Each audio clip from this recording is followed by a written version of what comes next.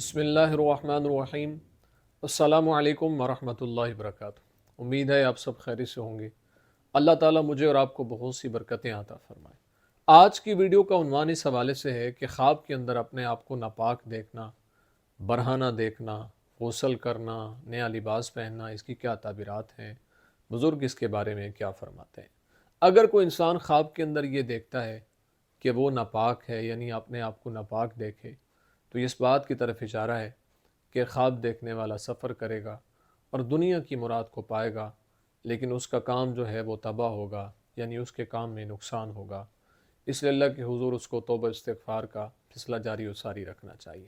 اگر کوئی انسان خواب کے اندر یہ دیکھتا ہے کہ اس نے غسل جنابت کیا ہے اور لباس پہنا ہے، تو اس بات کی طرف اشارہ ہے کہ آخر کار اس کے کام سے اس کو نجات حاصل ہوگی، لیکن اس کا کام جو ہے وہ نقصان میں جائے گا۔ اس لیے اللہ کے حضور اس کو توبہ استغفار کا سلسلہ جاری و ساری رکھنا چاہیے۔